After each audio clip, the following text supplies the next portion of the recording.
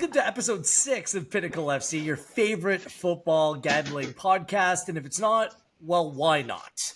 Gareth Wheeler, Jake Osgathorpe with you. Hit the like button. Make sure you please subscribe to all the great content put out by our Pinnacle betting team.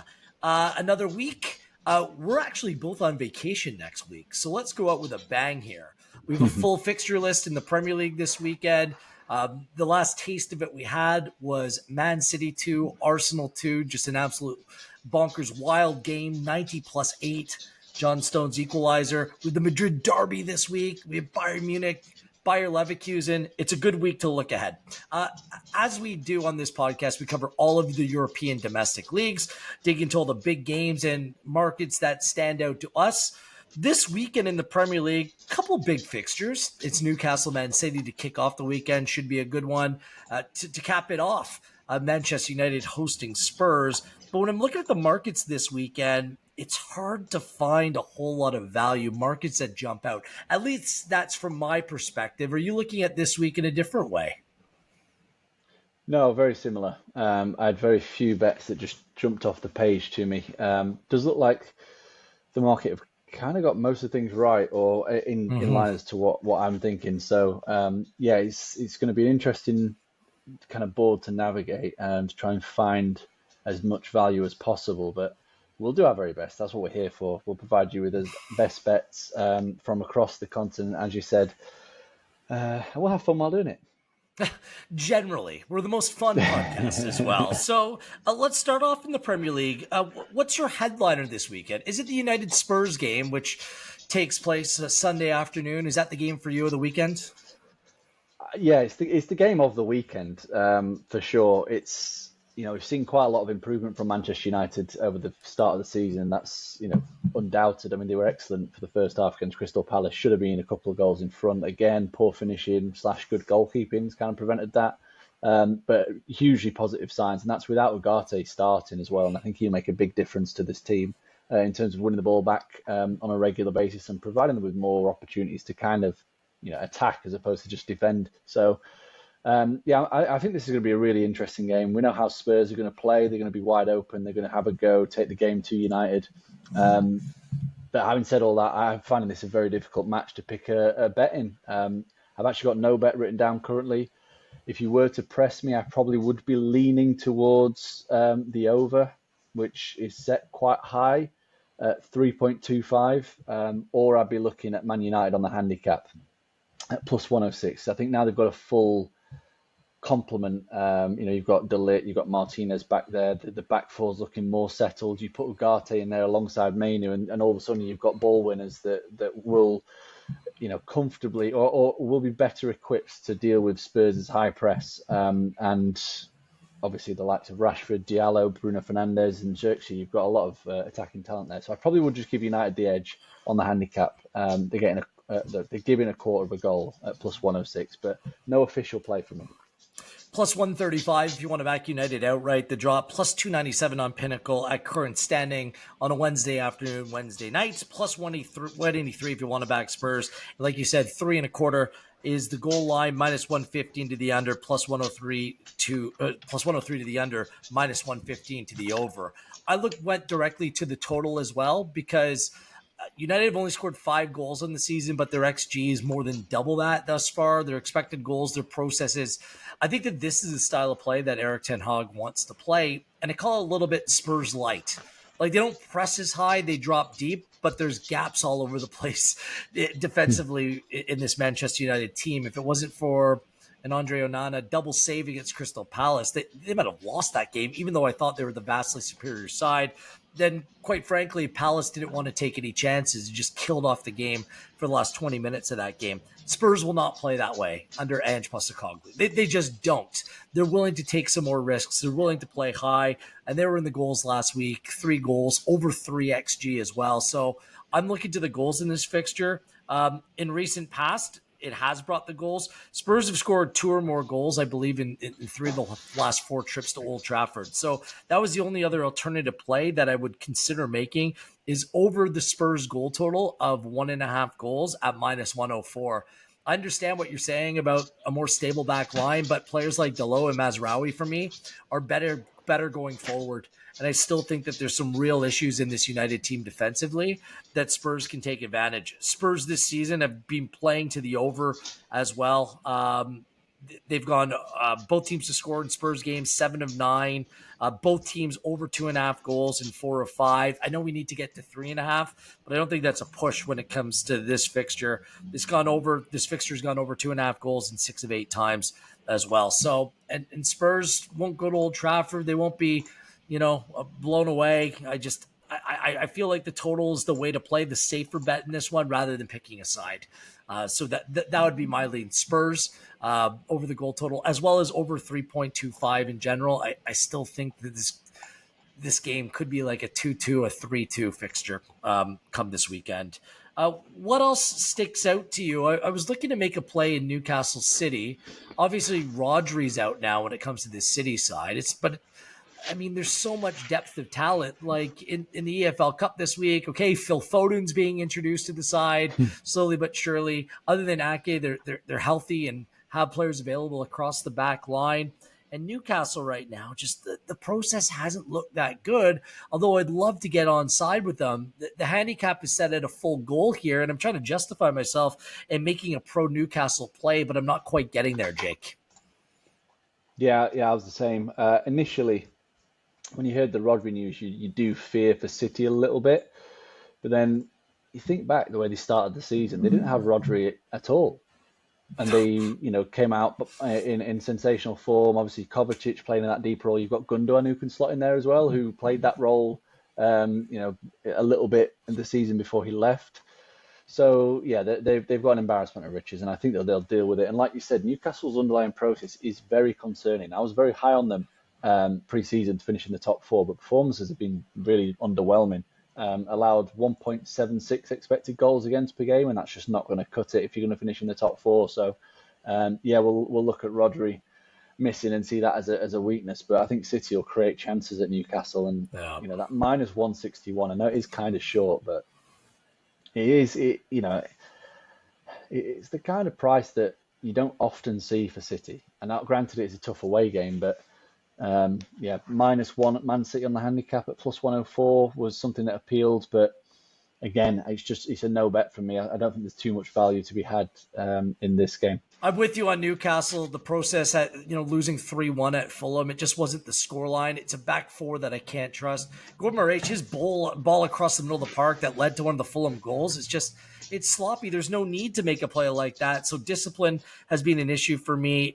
If you're going to give up over 3 expected goals to Fulham, even when you're playing away, I question what Man City can actually do to you when you're playing them at home the following week. So let's see how that plays out. A no play for me as well. So what is making your card this weekend from the Premier League? The first one is Chelsea and Brighton to go over the total. The line's set at 3, -118, so that looks more than playable for me. Chelsea, they've actually looked pretty good, to be fair to them, since all the off-field question marks and bringing in another gazillion players in the off-season. They actually have looked pretty good. They look good against West Ham. They look good in the second half against Bournemouth after weathering an early storm.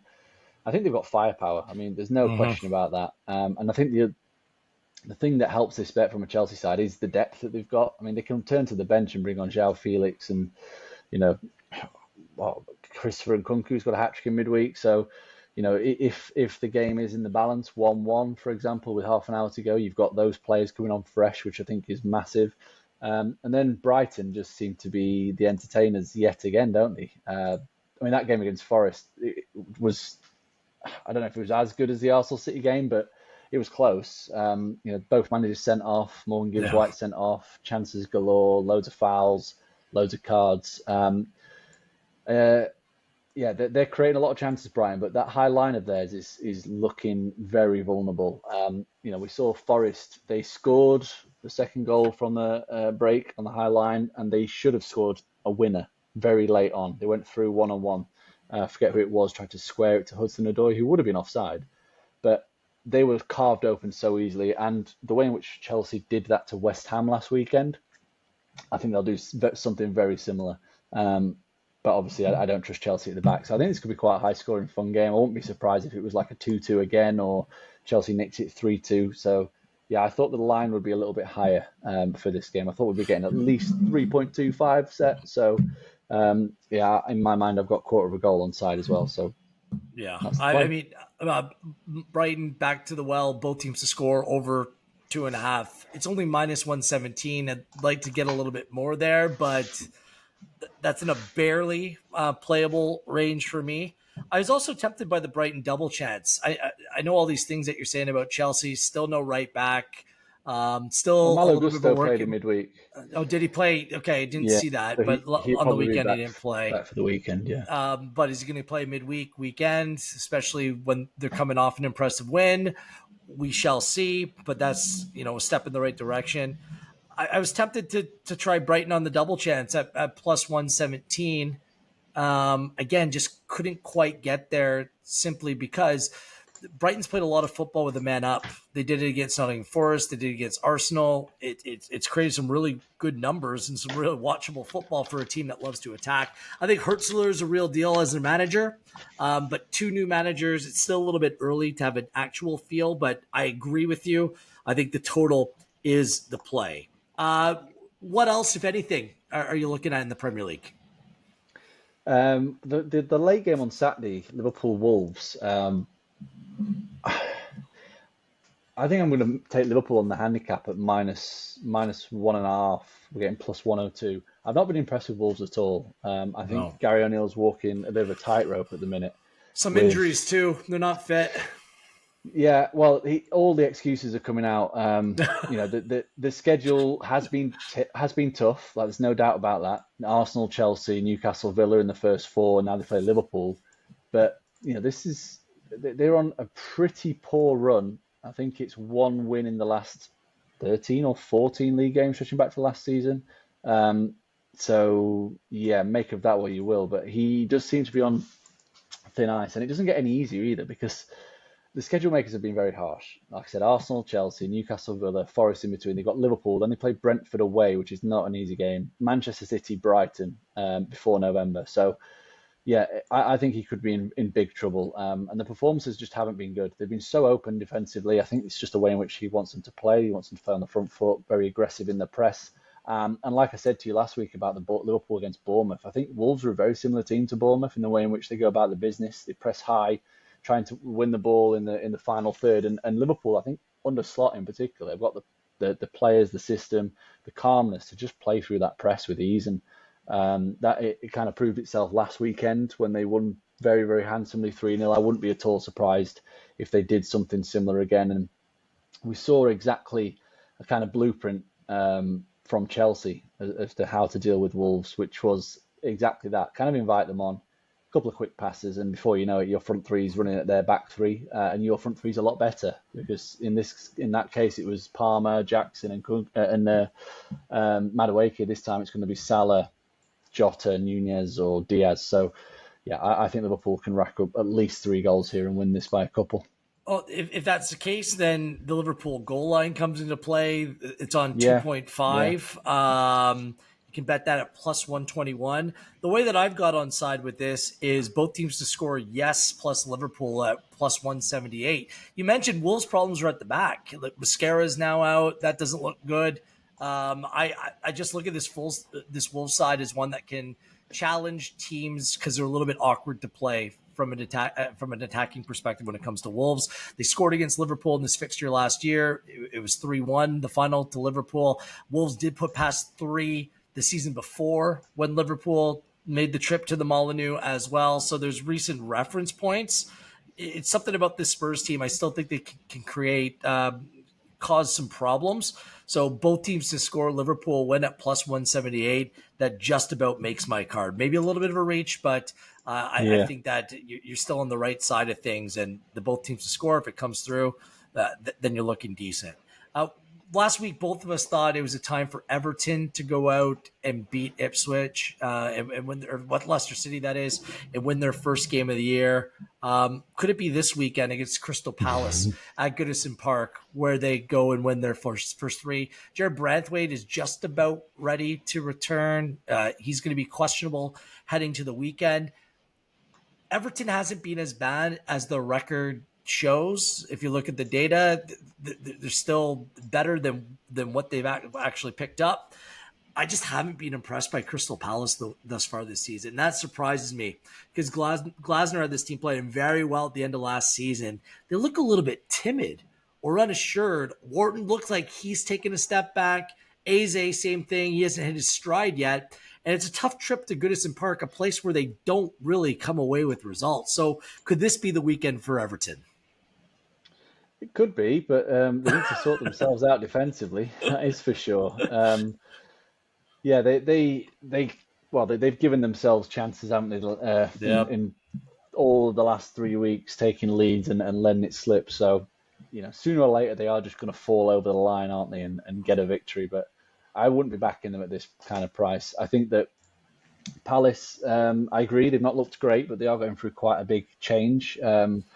Obviously, at centre half, they brought in Lacroix to replace Anderson. He's trying to slot in. They're trying to fill the void left by Elise, trying to figure out how they're going to do that. And obviously in the midfield as well, he's been flirting with all kinds of different tandems with Wharton, whether it be Kamada or Will Hughes. So I think they're a bit of a work in progress, really. I think they're still trying to figure themselves out. They're a very dangerous team, though, really dangerous, with Mateta, obviously, and Eze. So, yeah, it could well be the week, but I won't be backing them this week. Everton draw no bet. I'm fine with that at plus 103. And it's one of those totals that's set at 2.5, the way that Everton are conceding. And we know that players like Mateta and Eze and the likes of them can score over 2.5 at minus 114. I might take a nibble on that as well this weekend. And whenever you see 2.5 in the Premier League, you're like, you at the very least need to consider taking the over there. A couple more plays I wanted to mention. What about Aston Villa away to Ipswich Town? They're coming off at minus 113. I think Villa are a legitimate top 4 side in the Premier League. It's funny when Watkins isn't scoring. Duran, he's been sensational out of the gate. They have different players that can step in and play different ways. Ipswich Town has done nothing to really impress me out of the gate here. And at minus 113, it's a decent enough number. I think the thing that may be scaring off some bettors, or the reason why the market is staying here for now, they do play Bayern Munich in the Champions League next week. So it could be a little bit of a look-ahead spot. Maybe, but I don't think Unai Emery will let his team do that, to be honest. And I think they've got a deep enough squad to be able to deal with any kind of fixture pile-up. I think that's something that they've done really well in the summer. They've recruited, they've fleshed out what was a very thin squad. And we saw in midweek, like some of the players that played in midweek. Yeah.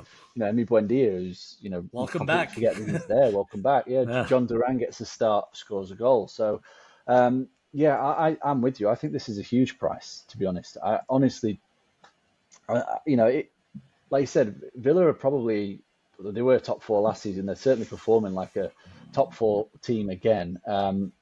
If they're not quite Liverpool, City, Arsenal standard, but if Tottenham were going away to Ipswich, they'd be a lot shorter than this. And I think Villa are a better team than Tottenham. So I think it's huge value at minus 113 for a Villa win. My only nagging doubt is that they have a tendency to, shall we say, play with their food. They let their opponents hang around. It seems as though Unai Emery is very reliant on his in-game tactics sometimes to kind of turn the tide. And he's a genius at doing it. In games against Leicester, Everton, obviously, and Wolves, they've been behind, turned that around. Due to his brilliant substitutions, as I said, the depth of the bench. That's the only concern. But Ipswich, I spoke about Wolves' schedule. Ipswich haven't had it too much easier, but they've not shown a lot at all. I'm really surprised at how poor they've looked in attack, to be honest. Yeah. Just 3.9 XG in 5 matches, 0.78 per game. It's really not what I was expecting from a team that were firing in 3 and 4 every week, pretty much in the Championship. So, yeah, I'm down with Villa. The worst XG in the Premier League, Ipswich Town, through the start of the season by some distance. Finally, one more play for me. Brentford, West Ham, both teams to score and over 2.5 at -102, just about even money. These two sides, I mean, both of them look wide open defensively. Brentford is already back-to-back seasons. Like, injuries already have completely changed the perspective, the way that you look at this team. For West Ham, no clean sheet in their last three. Brentford, no clean sheet in their last four. Brentford's played to over 2.5 goals in 4 of 5. Both teams scoring 8 of 10. Just if you've been watching West Ham under Lopetegui, it's very much a work in progress. And they're not that team that's going to buckle down and try to play defensive football. They're going to try to play a little bit. And this fixture, anyways, has been full of goals. 4-2 West Ham last year, 3-2 Brentford last year. So I think that both teams to score in over 2.5 is the play in this one. That's my final play in the Premier League. Anything else for you, Jake? No, let's move into Europe. Yeah, well, let's go to La Liga because the game of the weekend. Well, I guess co-headliners, because Atletico Madrid is taking on Real Madrid this weekend. A little bit tricky for the purposes of this podcast, as Atletico Madrid does play on Thursday. Real Madrid beat Alaves 3-2 on Tuesday. Neither team has lost this season, and Real Madrid have won 5 in a row. It's been a relatively easy, comfortable start to the season for Real Madrid. Their schedule has been soft, and this is going to be really their first test. They do have that advantage, playing Tuesday, Sunday versus Atletico Madrid, of course, playing on Thursday and Sunday. How do you handicap this match, and is there a market that stands out to you? Very difficult, as you said, with Atletico. Got a short turnaround Thursday, Sunday. Again, though, I think they've recruited well in the summer to give themselves that bit of depth to be able to deal with that. I certainly am looking at this with a goals hat on. I think this is going to be the opposite of what you'd expect from an Atletico Madrid game, just purely because of the way in which Real Madrid will set up. I mean, Carlo Ancelotti's not going to drop any of Mbappe, Vinicius, Rodrigo, Bellingham. So those 4 are probably going to play. And then you're looking at similar to what was it, PSG, in the sense of it being like a 4-2-4 with 4 players attacking and 6 players trying to defend. So I do think Atletico Madrid will get chances, but obviously Real Madrid, without firepower, they're going to create.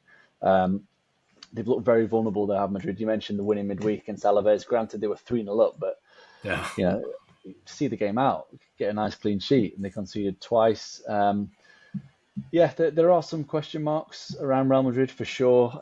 Atletico, none at all really for me. They've looked very, very good, and to be honest, I think the best bet here is taking Atletico Madrid on the handicap. Yeah. Because I think that they are very well set up to deal with Madrid, with Real, the defensive structure that Simeone provides, and obviously the counter-attacking capabilities, and the players that they've got in there now in midfield. They've got a lot of legs to be able to deal with the runners. So I definitely give Atletico Madrid the edge. And we saw last season when Real Madrid were in such a hot streak, they were absolutely flying on all fronts, that Atletico Madrid were one of the only few teams to beat them in the entirety of last season.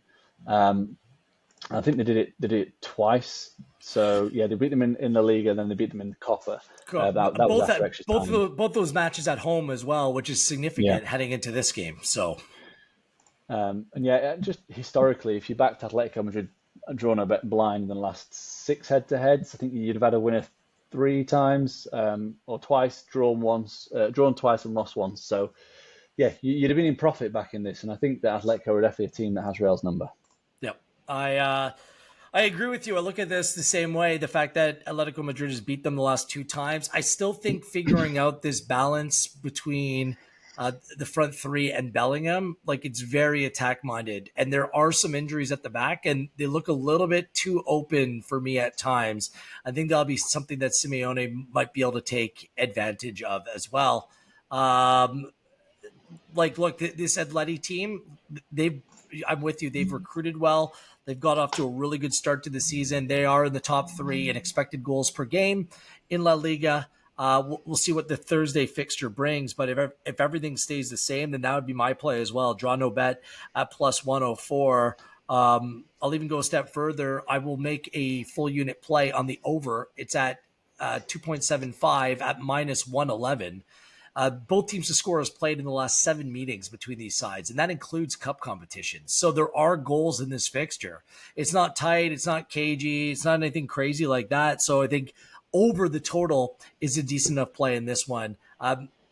As Azpilicueta also out for Atletico Madrid. So, and they don't look like that. They don't look a team that's going to rely just upon their defensive prowess as much as past years as well. They're evolving, and I think that's a good thing for them and the team moving forward. The second co-headliner is in Bundesliga. Bayern Munich taking on Bayer Leverkusen. The story coming in as being the goal scoring of Bayern Munich. It's like it's looking very Leverkusen-esque. They went 6-1, 9-2, and 5-0 on the trot. Again, consider the competition, but under Vincent Kompany, it has to be said, a promising start. Leverkusen has lost a game this season, so it's not going to be like last season, but they still look to be a very good side, pulling off incredible comebacks, and scoring 4 goals in a game isn't out of the ordinary for them. Again, how do you look at this? By the way, the total in this one is set at 3.5. I mean, I'm just looking at this, and to me, although these teams have scored a lot of goals, I mean, do you just plug your nose and play the under in this one? Well, what do you think, Jake? I certainly won't be. I'll be back in the over. I think the line's too low.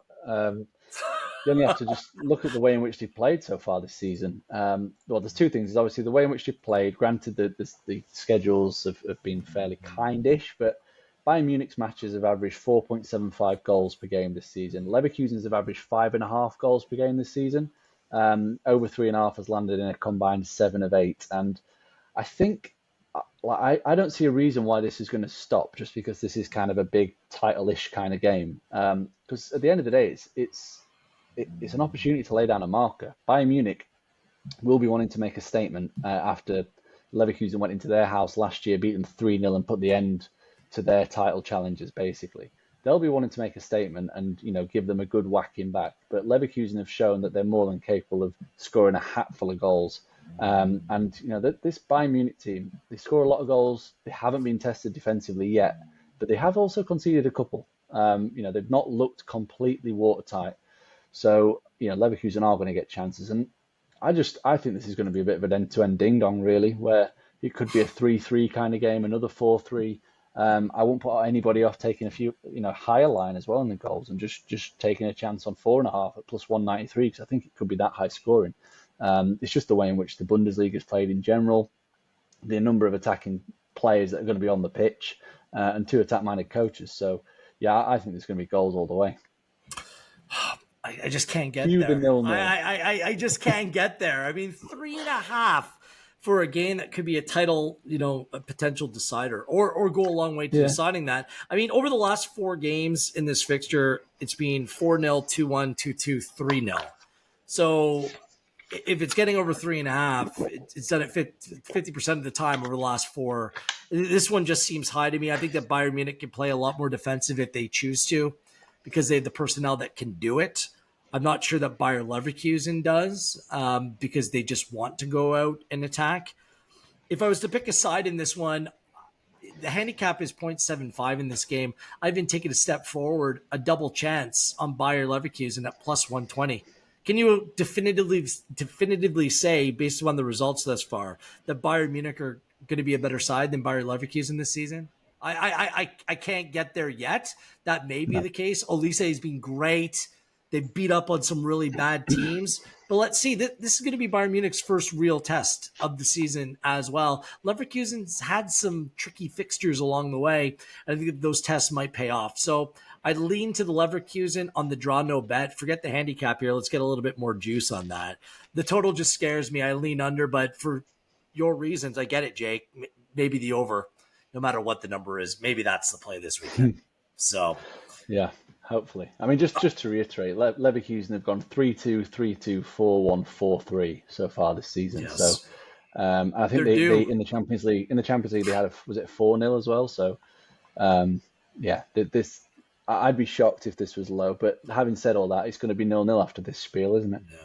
Yeah. Keep an eye on the odds. Pinnacle for 25 years, the best placed for markets like the Bundesliga. So keep an eye on Pinnacle over the course of the weekend. One more bet for me quickly in the Bundesliga. I like Stuttgart away at Wolfsburg. Plus 118 is a big old number for a team that's scoring goals for fun. They just put 5 past Borussia Dortmund last week and an XG of 3.56. They've scored 12 goals in 4 games. Wolfsburg's coming off giving up 4 to the aforementioned Leverkusen. And they're 1-0-3 on the season, 5.61 XG to 7.66. It hasn't been great. They've lost both of their home matches as well. Stuttgart also did the double against Wolfsburg last season, 3-2 and 3-1. I even saw Stuttgart play Real Madrid in the Champions League. I thought they did really well. They could be that team that could maybe find a way into the top 3 in the Bundesliga, maybe sneak past a Borussia Dortmund or something like that, or a Leipzig. I think they're going to be right in that conversation. And plus 118, it's a decent enough number for me to back them at Wolfsburg this weekend. Anything else for you? I have one play in the Serie A this weekend. Is there any other market that's caught your eye? No, I've got one play in Serie A as well, and I think it's going to be the same play as you. So should we say it after 3? 2. 1, 2, 3. Bologna Atalanta overs. Yes, I was Bologna Atalanta over. We should have really coordinated that. We should have practiced beforehand. The line's set at 2.5, which is just mental. Why? Explain this to me. It's utterly bizarre. I think the traders are sleeping on that one for some reason, because it should be odds on for the 2.5, and to be honest, the line should be at 3. Really, this is Atalanta we're talking about, and we're getting a plus number as well, which is just insane. Atalanta so far this season 4-0, 2-1, 4-0, 3-2, 3-2. Bologna were just coming off a 2-2 draw themselves, and a 2-1 win, as well as a 3-0 defeat to Napoli. So overs has landed in a combined 8 out of 10. But Atalanta have just been the gift that keeps on giving. I mean, their XG numbers are just absolutely bonkers. They're averaging 2.1 expected goals for per game and 1.84 expected goals against per game. So they're creating, tons of chances, but conceding loads as well. So expect that to continue, because this is just the Atalanta way. This is the Atalanta experience, and we love it. Yeah, I don't want to say it too loud, but it's very odd to me that the market hasn't reacted to this. Both teams play in the Champions League. Bologna plays Liverpool. Atalanta plays Shakhtar Donetsk. But I mean, Atalanta had the highest expected goals and the 5th highest expected goals against in Serie A. Like, I saw it was at 2.75 against Como midweek. And there were 5 goals scored in that game. Yeah, they didn't give up a whole lot of XG to Como, who are like a low event side, but they still gave up 3 goals on way to losing that game 3-2. It's just wild to me. 10-11 in 5 Serie A games. Bologna, they also had the 7th highest expected goals, and that both teams to score has played in 5 of 7 and 4 of 5 in Serie A as well. It was 2-1 Atalanta in the spring in this fixture, and no clean sheets in their last 4 against them. So 2.5, enjoy it while it lasts, and get it like right now on Pinnacle at plus 102 before that is bet. Not out of range, but just you might lose a little bit of juice on that one. That's all for us this week. We'd love to look ahead to the Champions League next week. I know for me, look at the fixture list. It's just I can't commit right now, not knowing what's going to happen this weekend. I like to see what's going to happen over the weekend fixtures before making my plays. I assume very similar for you, Jake? Yeah, exactly, yeah. Especially with the new format as well. Barcelona's going to be games to look through.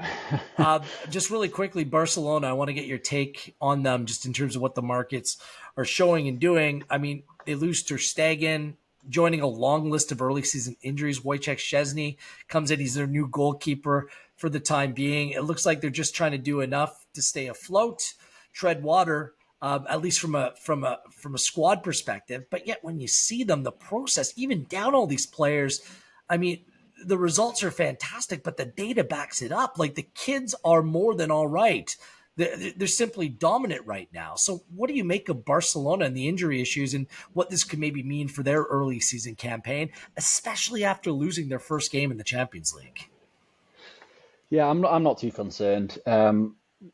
going down to 10 men so early in the game in that match at Monaco, it's always going to be difficult. I mean, Monaco are a good team. They showed that last season. They started the season well as well in Liga, and so you know it is a bit of a blow for for them not finishing top of that group stage, but they'll still finish in the top eight. And Wojciech Szczesny was kind of mocked when he was at Arsenal, but he's turned himself into a very solid goalkeeper in terms of a shot stopper. And I was surprised he retired a couple weeks ago, and then obviously just this opportunity comes about.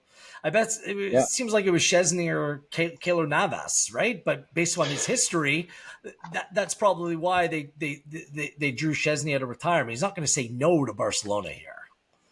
No, he's not, and I think he'll take a bit of time to get up to speed. But yeah, I'm not concerned at all. I think, like I said, the process is excellent, so they're not conceding many chances for whoever's in net to save. They're creating an absolute ton of chances, which is the most important thing. It means that if they get into a shootout, or they could make every game a shootout, really, they're probably going to win it. So, yeah, I'm not too concerned. I actually think they're